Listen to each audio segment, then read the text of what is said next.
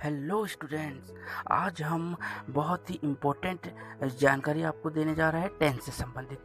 Tense यानी काल। जी हाँ, यह वीडियो आप अगर देख रहे हो तो इसे पूरा देखिए, आपको टेंस से संबंधित सारी जानकारी यहाँ दे दी जाएगी। टेंस 3 प्रकार के होते हैं: पास्ट टेंस, प्रेजेंट टेंस और फ्यूचर टेंस। भूतकाल, वर्तमान काल और भविष्य काल। यस, और इन्हीं के 4 रूप होते हैं: इंडेफिनाइट या सिंपल यानी अनिश्चित, कंटिन्यूअस, परफेक्ट और परफेक्ट कंटिन्यूअस। आप देख रहे हैं, हमने पहले देखे 3 मेन टेंस होते हैं जिनके ये 4 रूप होते हैं। टोटल 12 यानी कुल 12 टेंस होते हैं, और यही 12 टेंस को हम एक नज़र में देखते हैं।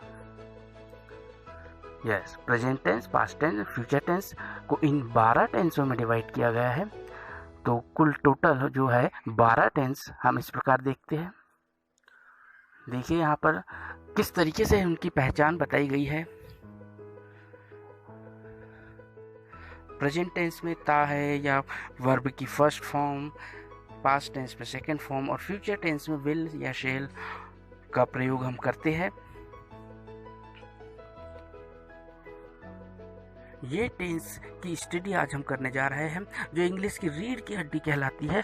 और यदि ये टेंस आपको अगर आने लगे तो आप इंग्लिश आसानी से बोल सकते हो, आसानी से सही उच्चारण के साथ बोल सकते हो, लिख सकते हो। तो आइए आज हम इन्हीं टेंस को स्टडी करते हैं।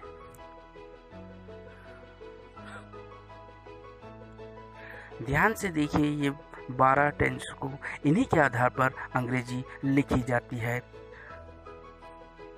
First tense we see here, past indefinite या सिंपल टेंस। इसकी पहचान था, थी, था रहती है, और वास वर मुख्य क्रिया के रूप में अगर हो तो वो पास्ट इंडेफिनाइट कहलाता है। जैसे the mother was in the kitchen, माँ किचन में थी। यहाँ पर देखिए, वॉस या वर यदि मेन वर्ब के रूप में हो तो वो पास्ट इंडेफिनाइट टेंस कहलाता है। सेकंड रूल्स यहाँ है मुख्य क्रिया की सेकंड फॉर्म। जी हाँ, मुख्य क्रिया का दूसरा रूप लगाया जाता है तब past tense, past simple tense वो रहता है। जैसे यहाँ देखिए, he wrote a letter, wrote second form of the verb. We ate food, yes second form of the verb ate. उसने पत्र लिखा या लिखा था। थर्ड रूल, डिड मुख्य क्रिया की साथ फर्स्ट फॉर्म का उपयोग किया जाता है इसमें। ही डिड नॉट राइट, देखा आपने, हमने डिड का प्रयोग किया और यहाँ रोट की जगह हमने अब राइट कर दिया। We did not eat food, हमने यहाँ वर्ब का फर्स्ट फॉर्म यूज किया है। जी हाँ, ये पास्ट सिंपल टेंस है। फोर्थ रूल में आप देख सकते हो, हेड मुख्य क्रिया के रूप में कार्य करे तो वो वहाँ पर भी पास्ट इंडेफिनाइट या पास्ट सिंपल टेंस कहलाता है। ही हैड अ कॉपी, उसके पास एक कॉपी थी। यहाँ पर देखा आपने। नेक्स्ट टेंस अपन देख रहे हैं पास्ट कंटिन्यूअस टेंस, जिसे अपूर्ण भूतकाल कहा जाता है। रूल्स में देखिए, यहाँ वॉस वर के साथ मुख्य क्रिया की फर्स्ट फॉर्म में आईएनजी का उपयोग किया जाता है। यस, वॉस वर और वर्ब की फर्स्ट फॉर्म में ही आईएनजी लगाया जाता है। He was writing a letter, we were eating. जी हाँ, ही सिंगुलर है, उसके साथ वॉस और वर जो वी के साथ लगाया हमने। पास्ट परफेक्ट टेंस के रूल्स में ही हम देखते हैं, हैड के साथ मुख्य क्रिया की थर्ड फॉर्म, हैड के साथ क्रिया की जो मुख्य क्रिया है उसकी थर्ड रूप अपने को यहाँ प्रयोग करना है। He had written, we had eaten. Yes, the third form of the verb we have used here, हमने क्रिया की तीसरी रूप यहाँ पर प्रयोग किया है। पास्ट परफेक्ट कंटिन्यूअस टेंस, इसके अंतर्गत रूल्स में हम देखते हैं हैड बीन के साथ मुख्य क्रिया की थर्ड फॉर्म और सिंस और फॉर का प्रयोग किया जाता है। समय का भी प्रयोग इस टेंस में किया जाता है। जैसे हम यहाँ एक एग्जांपल देखते हैं, he had been writing a letter for an hour. अब बात करते हैं प्रेजेंट इंडेफिनाइट या प्रेजेंट सिंपल टेंस के रूल्स की। Is, am, are, has, have मुख्य क्रिया के रूप में यदि हो तो वहां पर प्रेजेंट इंडेफिनाइट टेंस होता है। जैसे आई एम आई स्टूडेंट, देखिए एम यहाँ पर मुख्य क्रिया है, I have a book. Second rule देखते हैं मुख्य क्रिया की फर्स्ट फॉर्म। जी हाँ, फर्स्ट फॉर्म का प्रयोग करना है हमें यहाँ पर बहुवचन और इन सिंगुलर एक वचन में सब्जेक्ट के अगर एक वचन रहता है तो एस या ईएस वर्ब में लगाना है। We eat food, we write a letter, he eats food, she writes a letter। देखा आपने, यहाँ हमने सब्जेक्ट यदि सिंगुलर है तो एस या ईएस का उपयोग करना है, मगर वर्ब की फर्स्ट फॉर्म ही रहेगी, only first form of the verb. Third rules के अंतर्गत हम देखते हैं डू डस का भी प्रयोग प्रेजेंट टेंस में किया जाता है। डू जो रहता है बहुवचन, यहाँ पर कर्ता जो है बहुवचन में होता है, वहाँ डू का प्रयोग करना है। We, I do not know, we do not write a letter, और डस का प्रयोग एक वचन के साथ करना है। He does not know, he does not write a letter. ज़्यादातर डू डस का प्रयोग हम नेगेटिव और इंटरोगेटिव सेंटेंस में करते हैं, जो कि प्रेजेंट टेंस के अंतर्गत आता है, प्रेजेंट इंडेफिनिट टेंस।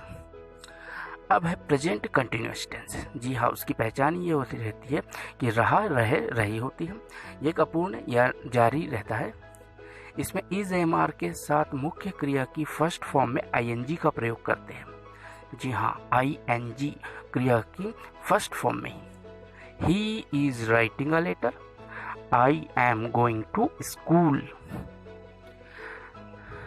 यहाँ हमने ही के साथ इज, आई के साथ एम, और जो प्लूरल रहते हैं सब्जेक्ट उनके साथ आर का प्रयोग करते हैं। इज, एम, आर, इतना ध्यान रखना आपको। प्रेजेंट परफेक्ट टेंस में हम देखते हैं कि चुका, चुके और चुकी का ज़्यादा यहाँ पर प्रयोग किया होता है हिंदी में। हैज, हैव के साथ मुख्य क्रिया की थर्ड फॉर्म। जी हाँ, हैज, हैव और वर्ब की थर्ड फॉर्म, इतना आपको ध्यान में रखना है। He has written a letter, we have eaten food। यहाँ देखिए has written, have eaten, singular है तो has, और यदि कर्ता प्लूरल है तो have। यही इसकी पहचान है। ये था प्रेजेंट परफेक्ट टेंस।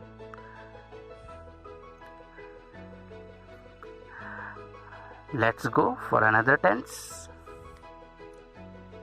जी हाँ, अभी हम प्रेजेंट टेंस में चल रहे हैं। प्रेजेंट सिंपल देखा हमने, प्रेजेंट परफेक्ट देखा। अब इसके बाद हम देखेंगे प्रेजेंट परफेक्ट कंटिन्यूअस टेंस। जी हाँ, जिसे पूर्ण अपूर्ण वर्तमान काल भी कह सकते हैं हिंदी में। हैज, हैव के साथ बीन, यहाँ बीन का प्रयोग करेंगे हम, एवं मुख्य क्रिया की फर्स्ट फॉर्म में आईएनजी, सिंस और फॉर का भी प्रयोग करेंगे हम, और समय का भी प्रयोग यहाँ किया जाता है। Example, he has been writing for 30 minutes, we have been reading since Monday. यहाँ सिंस और फॉर का प्रयोग हम समय को बताने के लिए करते हैं। निश्चित समय हमारे पास है, सिंस का प्रयोग, अनिश्चित समय है, फॉर का प्रयोग। निश्चित अनिश्चित समय के लिए फॉर और सिंस का प्रयोग किया जाता है। यह प्रेजेंट परफेक्ट कंटिन्यूअस टेंस। यहाँ पर बीन का प्रयोग आपको करना है, वर्ब की फर्स्ट फॉर्म में ही आईएनजी का प्रयोग करना है। प्रेजेंट परफेक्ट कंटिन्यूअस टेंस में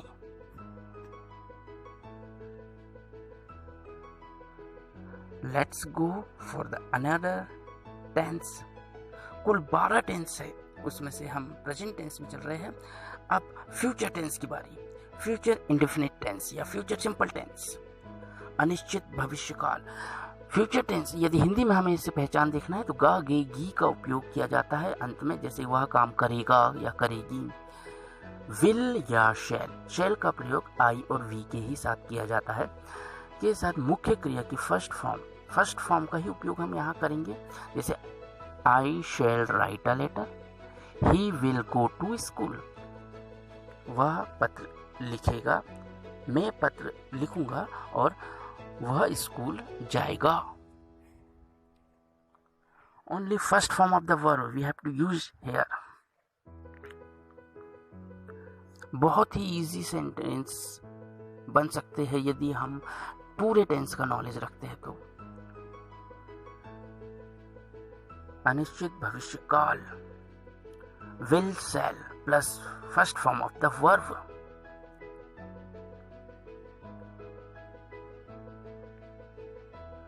Let's go for another tense. Future continuous tense. Yes, future tense के अंतर्गत हम उसके कंटिन्यूस टेंस की बात कर रहे हैं। अपूर्ण भविष्य काल, रहा होगा, रहे होंगे, रही होगी, ये इसमें आपको मालूम है। रूल्स देखते हैं इसके। विल या शैल आपको मालूम होना चाहिए, आई और वी के साथ ही उपयोग करेंगे। बी का प्रयोग करना है, क्रिया की फर्स्ट फॉर्म में आईएनजी का प्रयोग करना है।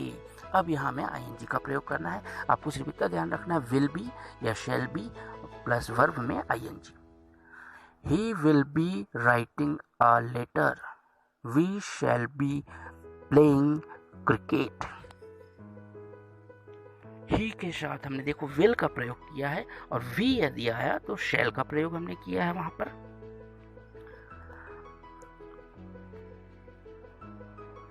वह पत्र लिख रहा होगा, हम क्रिकेट खेल रहे होंगे। फ्यूचर कंटिन्यूस टेंस में बात हो रही है यहाँ पर। विल और शैल का प्रयोग हमें करना है, बी का प्रयोग करना है और वर्ब की फर्स्ट फॉर्म में आईएनजी का प्रयोग करना है।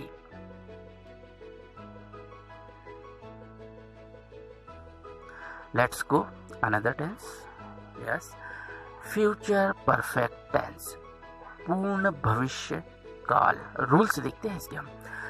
विल और शैल, यहाँ पे देखिए मित्रों, हैव का प्रयोग हम करेंगे एवं मुख्य क्रिया की थर्ड फॉर्म, जी हाँ, क्रिया का तीसरा रूप हम यहाँ पर प्रयोग करेंगे।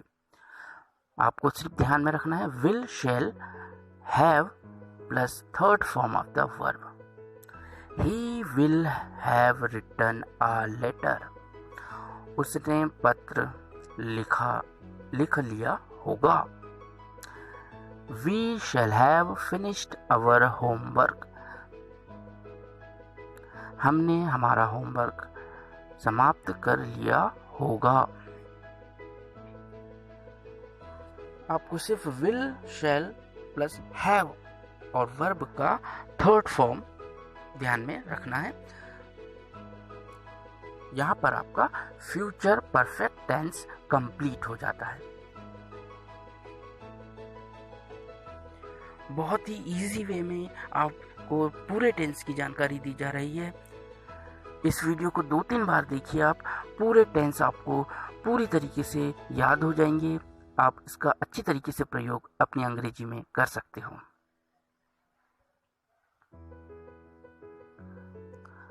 Now let's go for another tense, and the last tense is future perfect continuous tense। जी हाँ, पूर्ण अपूर्ण भविष्यकाल। इसके रूल से देख लेते हैं। will have been, अब अपने को been का प्रयोग यहाँ पर करना है। shall have been, यहाँ पर भी will और shall का तो प्रयोग हम करते ही है फ्यूचर टेंस में। have been का प्रयोग करना है और उसके साथ मुख्य क्रिया की फर्स्ट फॉर्म में आईएनजी का प्रयोग करना है। सिंस फॉर, जैसा कि हमने सभी टेंस में देखा, प्रेजेंट टेंस में, पास्ट टेंस में, यहाँ पर भी सिंस और फॉर का प्रयोग करना है और समय का प्रयोग करना है। तो आपका स्ट्रक्चर हो जाएगा, जो आपको ध्यान में रखना है, विल शैल के साथ हैव बीन, वर्ब में आईएनजी, फॉर या सिंस का प्रयोग करना है आपको, और आपका टेंस कंप्लीट हो जाएगा ये फ्यूचर परफेक्ट कंटिन्यूअस टेंस। इसके एग्जाम्पल हम देखेंगे कि किस तरीके से इसके एग्जाम्पल हो सकते हैं। यहाँ पर आपको सिंस और फॉर का भी प्रयोग करना है, वर्ब में आईएनजी का भी प्रयोग करना है। आपको सिर्फ ध्यान में इतना रखना है, विल, शैल, हैव, बीन। शैल का प्रयोग आपको मालूम है आई और वी के साथ ही किया जाता है, बाकी सभी के साथ विल का प्रयोग करेंगे। Only shall is used for I and we. बाकी सभी सब्जेक्ट्स के लिए हम विल का प्रयोग करेंगे।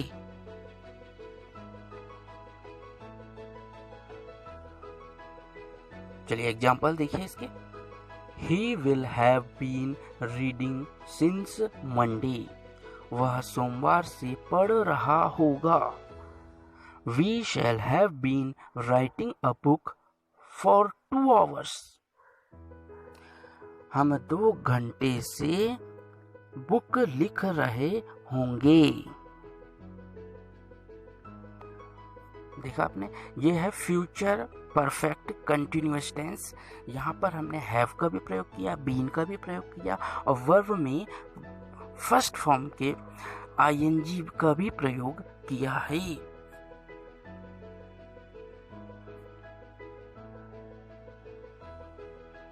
आज हमने ये पूरे 12 टेंसों का यहाँ पर प्रयोग देखा। आइए एक बार फिर हम यहाँ से ऑल टेंस समस्त कालों का रिवीजन कर लेते हैं एक नज़र में। चलिए एक नज़र में हम देख लेते हैं पूरे टेंस। जो चार्ट आपको ध्यान में रखना है, उस चार्ट को एक नज़र में आप यहाँ देखते हैं। यस, हमने जो स्टडी किया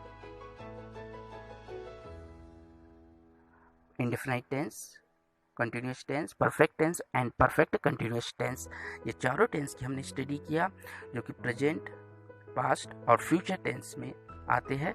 और इन्हीं टेंस से ही इंग्लिश की ग्रामर हम अच्छी तरीके से सही रूप देकर एक्यूरेट ग्रामर लिख पाते हैं, बोल पाते हैं।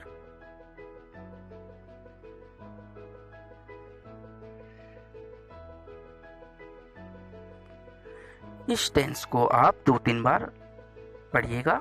Thanks for watching. अगली बार फिर हम कोई नए वीडियो के साथ प्रस्तुत होंगे। तब तक के लिए धन्यवाद।